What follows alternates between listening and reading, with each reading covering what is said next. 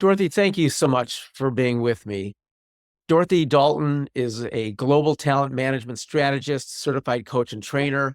Her expertise lies in working with leading international companies and organizations where she helps identify, attract, and coach top talent into high-performing leadership roles. She's a keynote speaker and the CEO of 3+ International. I should add that Dorothy has a special interest in workplace aggression and toxic work environments. And it's important to note here that she is a trauma-informed coach. We'll talk about what that is, but that's crucially important for those of us who are bully targets and bully victims, and those folks who are trying to help us through those circumstances. Dorothy, thank you so much for taking part in this conversation titled Navigating Workplace Bullying, Finding Resilience and Feeling Joy, Even in Crisis. Okay, so again, thank you, Dorothy. It's great to be with you from Brussels. And one of the most exciting things for me in working on this summit has been talking to people all over the world. You live in Brussels, so that's where we're talking with you today. Okay, so let me start with this and we'll go from there. Given that all that you do in helping people with their careers, how did you come to be interested and involved in workplace incivility specifically? Well, I think that my early career was in the steel industry, and I was one of 3 out of 150 graduate trainees, 3 women out of 150, so 147 men. And my introduction to the workplace was one of hostility, sexism, sexual harassment. And in fact, my very first project way back in the 80s was doing a project on that. So it's always been with me.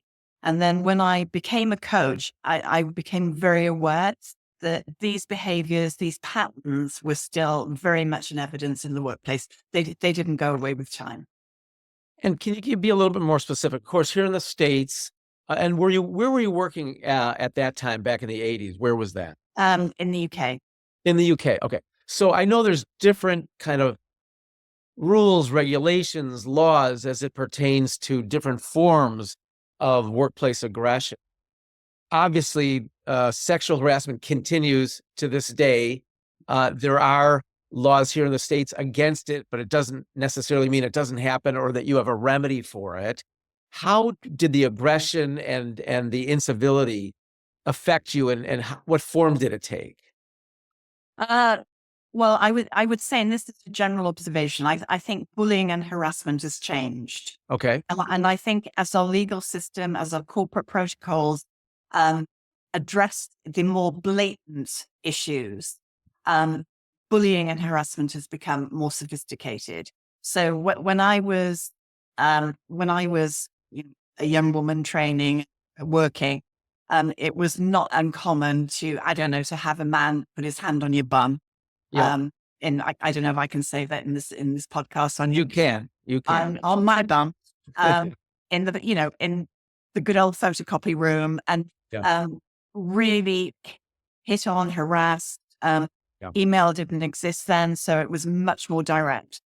Now, today, as our societies, our cultures, corporate business has become sophisticated, and bullies are aware of getting caught, and they're much more sophisticated.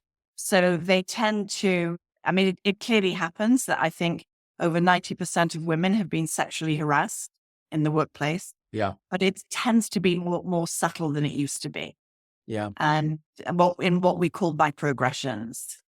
And we'll talk about that, and micro and macro aggressions. And in many cases, in my career, 25 years in television in New York City, I don't want to compare our circumstances. And sexual harassment, even though it was tolerated, I'm not sure that's even the word, but obviously we've come a long way and we have a long way to go. My wife works in domestic violence, which is all the way to the end of the extreme. But I was in television, and in my case, the aggression, I thought, well, that's television in New York. I asked for it.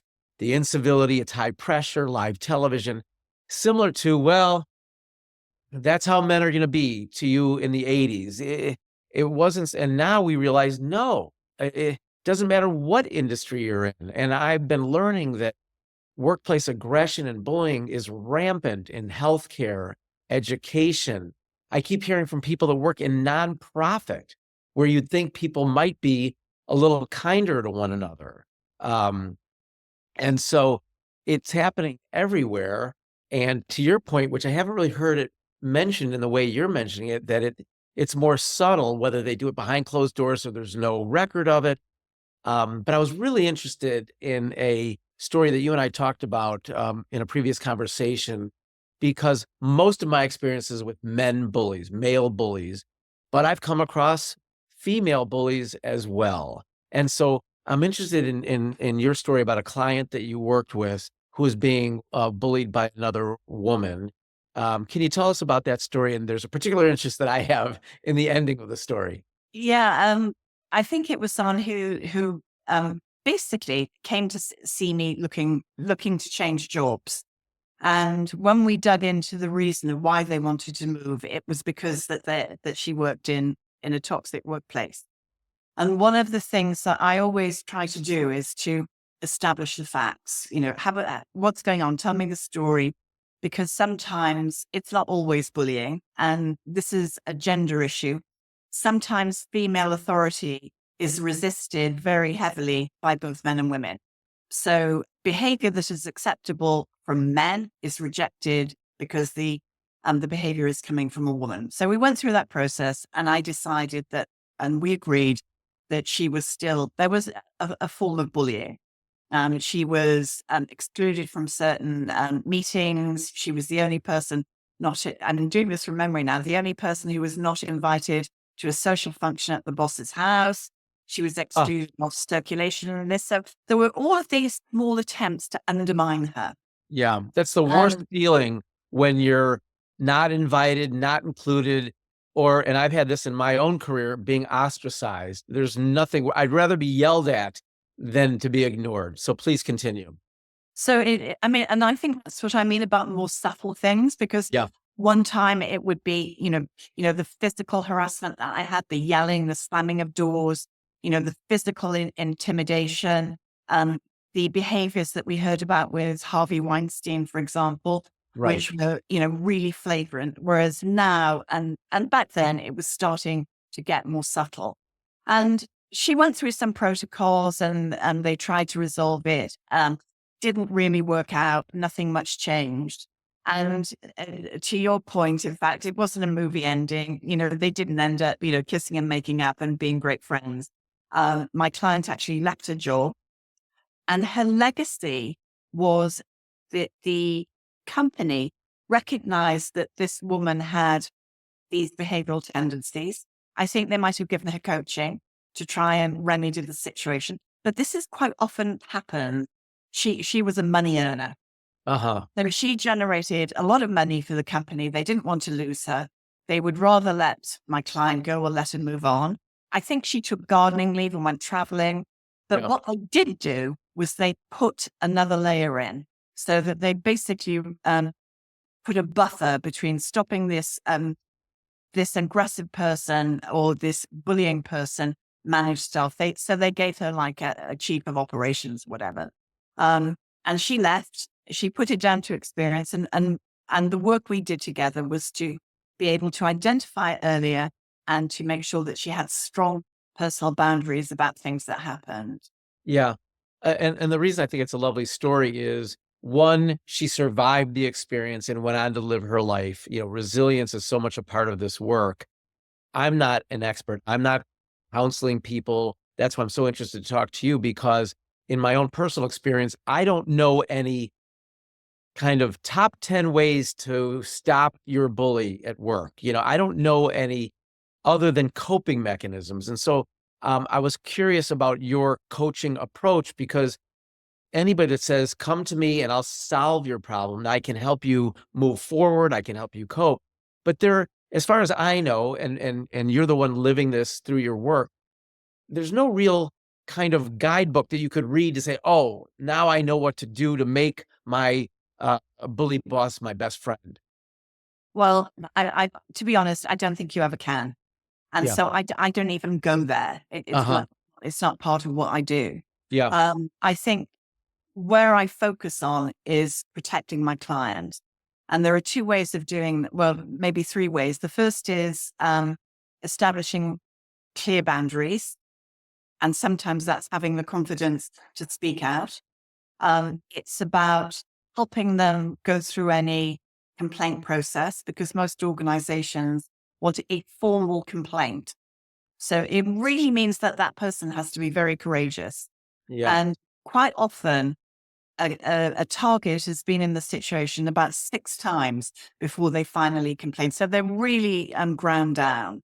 And then the final thing is then making sure they don't get into the pattern, making sure there's no repetition.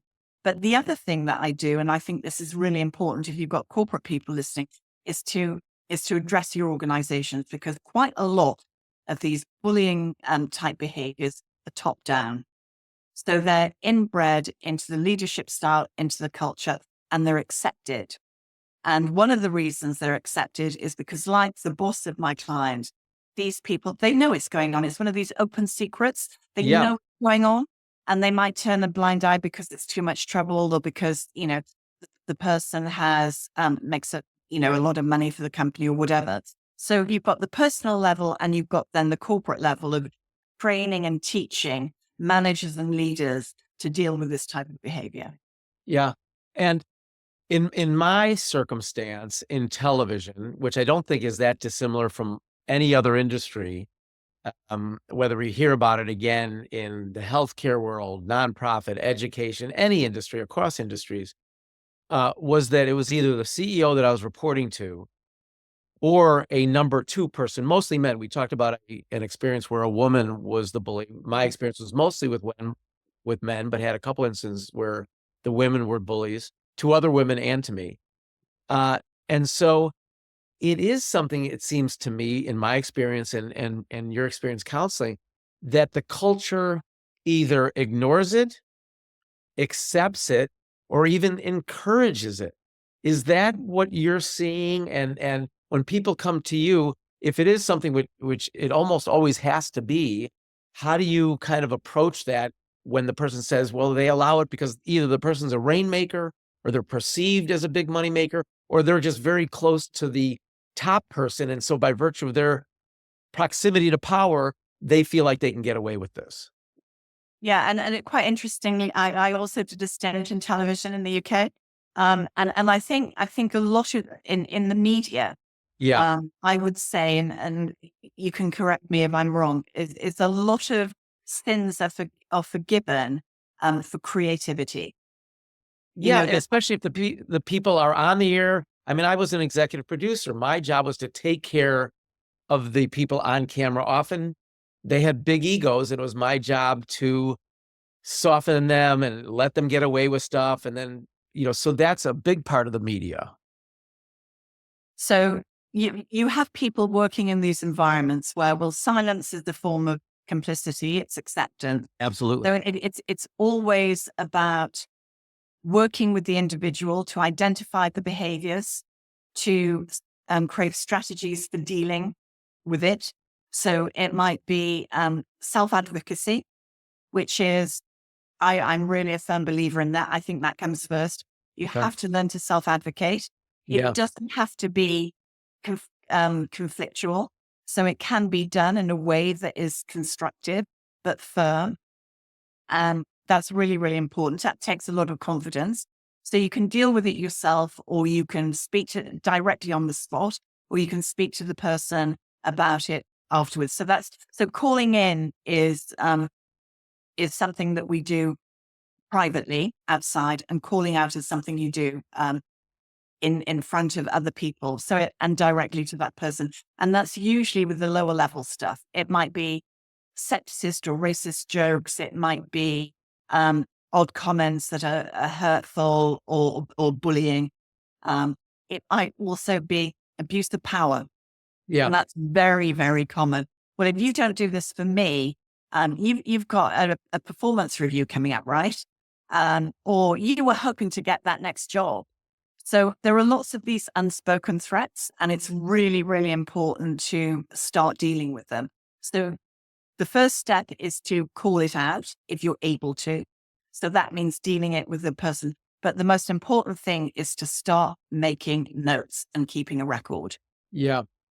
And in the experiences that I had, as I said, I was a boss myself. And so I was protecting my staff from it, which I thought was part of my job. But it was either the CEO, the number two, and I'm not a shy person. I'm not a reserved person. I was never bullied as a young person. And I don't think those are the kinds of people that are bullied in the workplace, right? Is it true that the people that you're counseling aren't just kind of timid people who tell me about their kind of personality characteristics?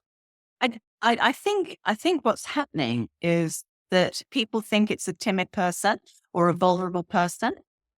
Not always. It might be somebody who has a characteristic that makes them different to the dominant group of the company, right? So, I mean, particularly in companies that are predominantly white men, it means that people of color, um, women, and it might be someone with a handicap or is neurodivergent or some other difference. Someone who wears glasses, someone who Yeah. has a different accent. I mean, they just pick on them. They pick on them because they can. Yeah. And there is something about that person that they get a rush out of doing it. It makes them feel better. And that's why I always say to people, you're not going to change that person. You know, they might be in their 20s or 30s or whatever. You are not going to unpick their life. Yeah. That the most important thing is to protect your own well-being. Okay. Could you, that was bring me to the next question I have for you, but I wanted to mention something. And I maybe should do this at the outset. Uh, I acknowledge my white privilege. And I've had a number of people say, it's actually good, Andy, that you're getting involved in this. And one of the reasons that I'd like to think that I have a voice, not the voice, I'm not the expert, I'm just trying to add my voice to this work, is that yes, I have privilege. I've had privilege my entire life. I acknowledge that. I'm now more aware of it than ever. But that didn't stop somebody from bullying me. Understanding that people of color, women have a different experience, but it didn't stop anybody. In fact, I think that in many ways, I had the characteristics of a bullied target, where I was hardworking, devoted, loyal, productive, well liked, and I'm told, obviously, I'd like to think of myself uh, with those characteristics, but I believe it to be true. And I've been told by experts that that's the kind of person, because I just took it and I kept saying to myself, if I just work harder, work better, uh, get better ratings for the TV shows I was doing, then the boss will love me. That was my approach. Um, and that's not a winning. It's naive, actually. Yeah. If you'd have come to me then, I would have said, no, that's not a winning approach. I wish we would have been introduced much earlier. It would have saved me a lot of time. Yeah, I mean, and I think that they're just doing it because they could see they could, and they Yes. responded. And your response, because of your privilege, it might not have looked fear-based, but there was probably something in that you might be concerned about losing your job, not being exposed for doing something. And what we're seeing now as tactics become more sophisticated, we're seeing something what's called gaslighting, where you basically, you sometimes, is it me? I mean, am I imagining this? Did that really, did they really, and they might say things like, well, we discussed this last week. Well, no, we didn't. Yes, we did. You've forgotten. You really Yeah. got to do something about your memory or whatever. Yes. And basically they're making you the victim twice. Yeah. It's just awful. And I don't want to make this into kind of a therapy session, but I can't help but tell you that through the bullying that I had over years and decades, actually, and I had some wonderful experiences. And that was part of the problem. I love the work. I love the work of television journalism, creating shows, having staffs. I had staffs across the world. I loved the work. I needed the money, and I didn't want the bully to win. I guess those were my three reasons for staying. Um, and I believe now, well, first of all, like you said, I thought, what's wrong with me? Why don't they love me? Why is that person treating me this way? And it occurs to me now that it was self-blame and then ultimately shame that I felt. significant shame and trauma. I couldn't put a word on it.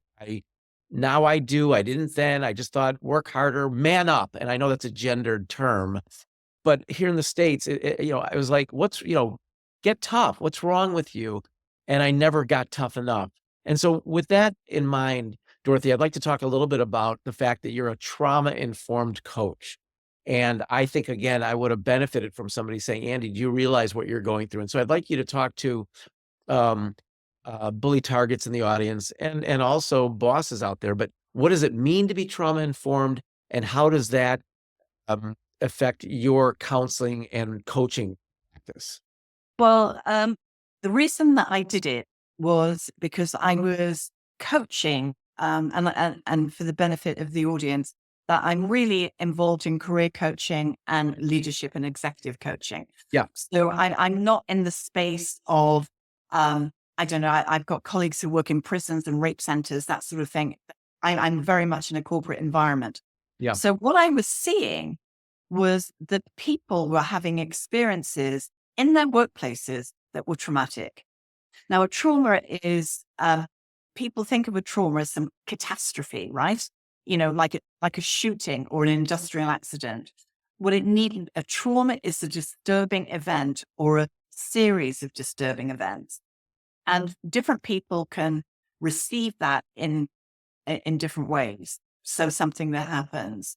And so I started to be, just to give you, for instance, I asked one client, I just said, hey, how are you doing? And they just burst into tears. Yeah. Their week was just that bad. Yeah. And so really I qualified on the basis of not doing any harm. I really didn't want to make things worse for these people. And what I learned was that there are behaviors in our workplaces which have become normalized, which are traumatic. And most people don't know how to deal with it. And the interesting thing is, so if you're involved in a shooting or an industrial accident or some catastrophe, normally the organization will support the employee in getting the correct health treatment or mental health treatment. But if it's happening internally and it's their own culture and the behaviors that they endorse, then they're very reluctant to take ownership of that. And sometimes they have processes and protocols in place for reporting. And sometimes they work, sometimes they don't. And so you've got things like what they call systemic trauma, which is people who are subject to racism, sexism, ageism, ableism, all of these things. So if you're constantly being put down, Yeah. for whatever reason, then eventually that is going to impact your mental health. Yeah. And that's the sort of thing I'm looking at. Great. Wonderful work. And because I want to be clear with everyone that, and also because as I started and I wrote a book about my experiences, it'll be out next year. I'm not promoting it. It's not ready, but I experienced this kind of behavior for such a long time. And somebody suggested to me, well, and this was afterward, that you have PTSD. I said, wait a minute, whoa, whoa, whoa. I never served in the Army. My life was not threatened. I don't want to suggest that I went through something that somebody in military service did. I'm not saying that. I'm not a Me Too victim. Nobody threw a stapler at my head. I've never been gushing blood. But I think what you're talking about is the thing that's so common for many of us is, and as a boss, I thought maybe I had been a bully boss because I did get irritated at times as a boss. I did pound a couple tables at tense times in television, but I always apologized. I felt terrible. I didn't do it on an ongoing basis. It happened maybe a dozen times a year. So I don't think I was, but I certainly wasn't a perfect boss. My question to you is it fair to say some of us have had PTSD, even if our lives were never, but sometimes it almost felt like your livelihood was at stake if your life wasn't at stake. So I just want to put that out there and see what you think. I mean, they're all part and parcel of the same thing. I think what you experienced was what's called sanctuary trauma. And it's normally associated with military personnel coming back and they're let down by the system. Yeah. And it's extended to healthcare, schools, places where you're in a position or a place of trust and the system lets you down. Yeah. But today, organizations have a duty of care to their employees to protect their physical well-being, their health and safety, but also their psychological safety. Yeah. So when you feel abused in that way, but ongoing for many years, what they're starting to do is like rename it a little bit. So they don't call it a disorder. They call it post-traumatic stress injury. Okay. So basically, you've had these cumulative experiences, which are very negative. You're afraid of losing your job. You had kids to support or Yeah. bills to pay, all of these things. And that is a real form of control. Yeah. So, they saw that when, this person saw when no matter how badly he treated you, you just doubled down, you worked harder, and he was laughing all the way. And he knew that you probably thought that he'd let you go if the worst came to the worst. So Yeah. yeah, I would say you would have post-traumatic stress injuries, which take a lot of work and a lot of time to recover from. It's amazing that these things that happened years and decades ago, as I was recalling them years after they happened, it was like yesterday. I could remember where I was, what I was wearing, and exactly what the person said to me. That was the clearest thing to me. And I wonder if some of us, even if we're good, hardworking people, some of us, I think, are more vulnerable to this. I worked early in my career with the toughest producer I ever worked with. And he just wouldn't take that from somebody. If a boss came up to him or a supervisor and said to him something aggressive, he'd give it right back. He would not be somebody who would be bullied. And he never was. Um, do you think that some of us, by virtue of how we were raised, because again, I was raised that if you treat people well and all the characteristics we've talked about, do unto others, be good, be productive, it'll come back to you. So do you think some of us that have those notions are more vulnerable to this kind of um, management and take it and then be traumatized by it? Well, absolutely. I think we all bring different things to the workplace, right? Yeah. You might have somebody who, um, for example, might have been sexually abused as a child, okay, Yeah. or lived in an abusive household. So when they come into the workplace, um, the sexism that they find there is exaggerated compared to somebody who wasn't. Yeah. So you have to understand that everybody's different. And it's a question of that there's no one right way. It's everyone is different and receives things differently. I want to share an anecdote, a quick one with you. I was talking to somebody the other day who said that they had a very dysfunctional family growing up. I think she may have even used the word abusive. And when she became an adult in the workplace, either unconsciously or consciously, she said, "Oh, this is my second chance family." And I had an abusive family growing up. Now I have a new chance, a new chance. And of course, she found aggression and bullying and was devastated by it. And I said, "Oh my gosh, I had the most loving family, the most adoring mother." And so I thought, oh, when I get to the workplace, and I was a great son, by the way, and so I thought, well, when I get in the workplace, I'm going to be a great employee and I'll be adored. So we came from it from exact different places with the same outcome.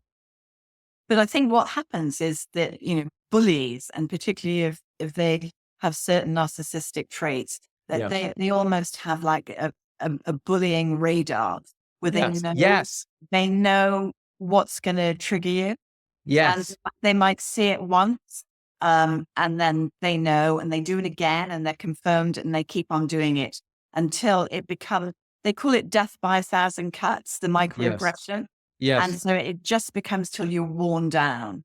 Yeah. Uh, And I had bullies at the very beginning of my career. And after a while, I used to tell people, I think they can smell me even when I'm interviewing, like, and I'd look for cultures that seemed good, but somehow out of the woods would come the bully and they'd find me.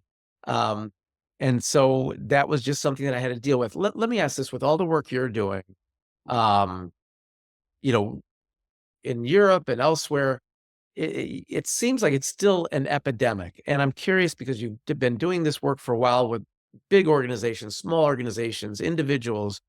What's your sense of where we're going? And without getting into a political discussion, obviously worldwide, the political discourse seeps into our daily lives. So in the office, where it seems to me still to be an epidemic. What's your sense of what's going on in workplaces around Europe and around the world currently as it pertains to incivility and counseling people who are trying to figure out how to have a better workplace experience?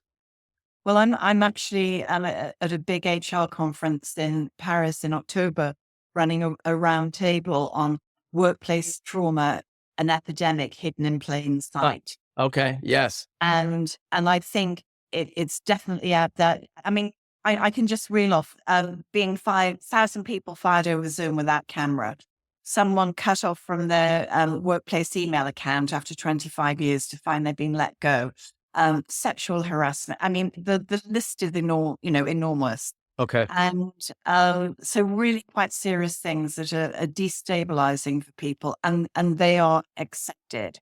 Yeah. So I think it is there, it's going on, it's normalized. Relating to the polarization in our wider societies, I think that has a role to play. Because I think what it's done is for certain profiles, it's emboldened them. Yeah. Yeah. And they realize that they can get away with saying and doing these things on social media. They see leaders behaving really badly. And instead of being role models for civility and respect, they are role models for the reverse. And you see this in terms of the crime rates from certain demographics. So I think that we've got to be really mindful. We need to do a lot more in organizations at a systemic level. It's not just about protecting individuals. As an individual, you have to protect yourself. Yeah. But corporations and organizations need to do more to make sure that their cultures aren't toxic. Yeah. Yeah. I feel like as a manager myself over time for much of my career, I'd like to think that I learned from the worst and tried not to do my best to have that kind of go down, that I learned the worst and I did the opposite. I hope that I was able to do that most of the time that I was a manager. Well, Dorothy, I think you're brilliant. I learned so much, and it's helpful to me to speak with you, and I know it's helpful to everybody watching this. So thank you so much for an You're very engaging and welcome. informative conversation. I did want to mention, I think you have an offering for the people I watching. have. And I'm just going to try and pull it up on my iPad. Okay. We created especially for this event. I mean, for the things that you went through. I mean, I Thank didn't you. know your story, but it's a toxic workplace checklist. And Andy, I think, is going to put the link where you can download it for free Yes. from our website. And you can just, so if you think you're going crazy with these things happening, write these things down, use that checklist. Is this happening? Is that happening? And if you were ticking high number of those boxes, Yeah. it's time to do something different. Either move on, make a stand, whatever you feel comfortable with. And ironically, most people leave. They do leave. I mean, it's contributory. Bullying, harassment is contributory to a high level of staff turnover. And you can survive it. You can. I'm not saying it's for the best. I'm not saying you'll get a great job after it, but you can move on and be resilient and find a place that appreciates you. Can I just intervene with one caveat there? Please, sure. You do have to change Yeah. because what you're doing, I mean, I suspect that's probably what you did. You took yourself and with the same from one employer to another. Yes. What I would recommend, if this is happening to you once, twice, that's a pattern. See someone, get some professional support if you need to, but change the way you deal with it. And that's what I did not do. And that's what I'm dealing with now. So yes, absolutely great point. I kept going to new jobs thinking that it'll be different here. And sadly, I didn't change. I don't blame myself. Nobody has to be bullied. But you're right. The kind of counseling that you and others can provide will help you cope in a better way than I ever did. So thank you for that. Having said that, Dorothy, if people would like to reach out and contact you, what's the best way to do that? Well, you can contact me on my email address, which is dorothy.dalton, DALTON, at 3plusinternational.com. Connect with me on LinkedIn. I'm very active on LinkedIn. And on the website, www.3plusinternational.com, I've done a lot of, written a lot about bullying tactics, DAVO tactics, how to cope, things to do, lots of different strategies and suggestions. And it's in our e-gazine and it's all free. Terrific. Wonderful. Final word from me. We call ourselves bully targets. I say it's time for us to aim and fire in a new direction. And Dorothy, I thank you so much and thank you for watching. No, thank you very much. It's been my pleasure. Thank you.